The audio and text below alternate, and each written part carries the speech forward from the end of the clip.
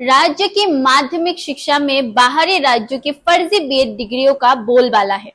मुख्यमंत्री चाहे जितनी भी गंभीरता दिखाए, लेकिन माध्यमिक शिक्षा संचालनालय अब तक यही नहीं बता पाया है कि कितने लोगों की पहचान की गई है। मतलब यह कि माध्यमिक शिक्षा संचालनालय के पास कोई ठोस आंकड़ा ही नहीं है। बाहरी राज्य से बीएड की डिग्री लाकर आए शिक्षकों ने सर्टिफिकेट और मार्कशीट के दम पर नौकरी पाई और जांच के नाम पर सिर्फ मिले तारीख पे तारीख। मुख्यमंत्री महोदय, शिक्षा मंत्री महोदय, बाहरी राज्य के विश्वविद्यालयों से बीएड की डिग्री लाकर आए शिक्षकों के खिलाफ आप जांच करा रहे हैं, ये अच्छी बात है, लेकिन अब तक कितनों की पहचान हो गई और उनके खिलाफ क्या कार्रवाई हुई, ये बताना भी जरूरी है।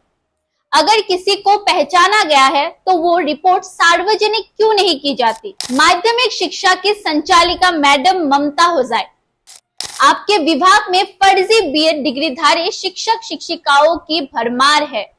मुख्यमंत्री, शिक्षा मंत्री और आप खुद भी बिना किसी चिंता के बैठे हैं, जबकि राज्य में हजारों शिक्षक शिक्षिकाएं मोटा वेतन ले रहे हैं। आपकी आंखों के सामने फर्जी सर्टिफिकेट लेकर ये लोग गुरूर के साथ पढ़ा रहे हैं और आप लोग आंख मूंद कर चुप हैं।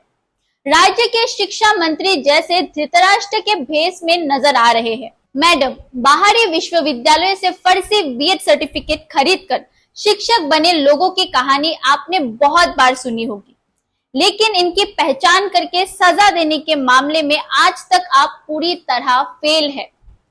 बाहर के विश्वविद्यालयों में जाकर कोई भी असम के शिक्षक का बीएड सर्टिफिकेट वेरीफाई कर पाएगा, ऐसा अब जनता को लगने लगा है। पहले अपने घर के चोरों को पकड़िए ताकि लोग देखें कि कौन कितने पानी में है। मंत्री महोदय, ध्यान दीजिए किस तरह कुछ शिक्षण संस्थानों ने बिना किसी फिक्र के फर्जी बीएड डिग्री बांटी और इन्हीं अमान्य संस्थानों से पास होकर हजारों लोग आज भी आपकी आंखों के सामने शिक्षक की नौकरी कर रहे हैं। वे वेतन ले रहे हैं, इंक्रीमेंट भी पा रहे हैं। शिक्षा मंत्री महोदय, आपके अधीन कार्यरत माध्यमिक शिक्षा की संचालिका ममता मैडम ने इन फर्जी डिग्रीधारी शिक्षकों पर अपनी ममता लुटा दी है। न्यूज़ वन नॉर्थ ईस्ट ने अपने पहले रिपोर्ट में ही दिखा दिया था कि कैसे कुछ शिक्षण संस्थानों ने बिना एनसीटीई की मान्यता के मन मर्जी से फर्जी बीएड सर्टिफिकेट बांटी। आज फिर से दिखा रहे हैं कुछ और ऐसे ही संस्थानों की गद्दारी। इन लोगों को सिर्फ पैसे से मतलब है। छात्र छात्राओं को लालच दिया जाता है, झांसा दिया जाता है कि बिना मेहनत के बीएड पास करा देंगे, बस पैसा चाहिए। ये है Baihata Chariali BEd college. File number FERC/61-8/98/7161।